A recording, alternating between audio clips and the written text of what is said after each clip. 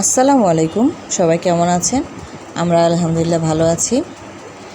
আজকে একটু দেখাবো কিভাবে আমরা স্বাস্থ্যসম্মত একটু খাবার দিয়ে ডায়েট করতে পারি। কারণ দেখা যায় অনেকে ডায়েট করার পরে অনেক রকম সমস্যা হয় শারীরিকভাবে, তারপর অসুস্থ হয়ে যাই। তো আমরা যদি সঠিকভাবে একটু ডায়েট চার্ট মেনে চলি তাহলে আমাদের শরীর স্বাস্থ্য ভালো থাকবে।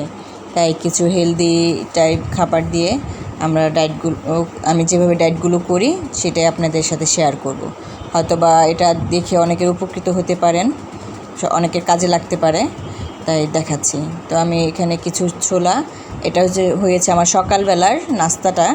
সকালে অবশ্য লেবু গরম পানি খেলে খুব উপকার হয়, কিন্তু আমি এটা খেতে পারি না, আমার গ্যাসের সমস্যা হয়। তো যাদের সমস্যা না হবে তারা লেবু পানিটা খেয়ে নিতে পারেন। তার আধা ঘন্টা পরে এই খাবারটা নাস্তাটা করতে পারেন। তো এখানে কিছু ছোলা সিদ্ধ করে নিয়েছি, আর একটা শসা, একটা সিদ্ধ ডিম। এটা খেলে এনাফ।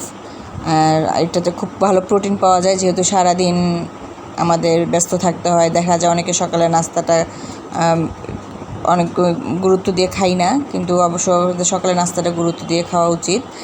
আর এটা হলো বিকেলের গোধূলিবেলা, তো একটু ভাল লাগছিল আকাশটা, তো সেটাই দেখালাম। আর দুপুরবেলা নর্মালি আমরা ভাতটা একটু পরিমাণ মতো নিয়ে আর শাক সবজি মাছ যাই থাকে খেতে পারি। আর রাতের বেলাও ভাতটা অ্যাভয়েড করে আমরা এভাবে নিয়ম করে একটু খেতে পারি। এখানে আমি 1 কাপ পরিমাণ দুধ নিয়েছি, আর এখানে চিয়া সিড, 2 চামচ চিয়া সিড, সাথে কিছু খেজুর। আর বাসায় যার যেমন ফল থাকে, মোটামুটি আমাদের বাসায় কিন্তু দেশি ফল থাকে অনেক সময়, পেঁপে, কলা, তারপর আমের সময় আম, তারপর ড্রাগন ফ্রুট, যাই থাকে না কেন সেগুলো আমরা এই চিয়া সিডের সাথে দুধের সাথে মিক্সড করে খেতে পারি। চাইলে অনেকে কলা, চিয়া সিড, খেজুর, সাথে কিশমিশও নিতে পারেন বা বাদামও অ্যাড করতে পারেন।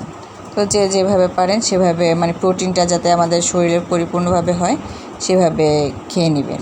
আমি এভাবেই খেয়ে নিই। তো আমার ডায়েট চার্টটা কেমন লাগলো সবাই দেখবেন, আর এটা একটু ফলো করলে আপনারাও খুব প্রোটিন পাবেন। তো আজ এখানে বিদায় নিচ্ছি। সকলে ভালো থাকবেন, আমাদের জন্য দোয়া করবেন। আসসালামু আলাইকুম।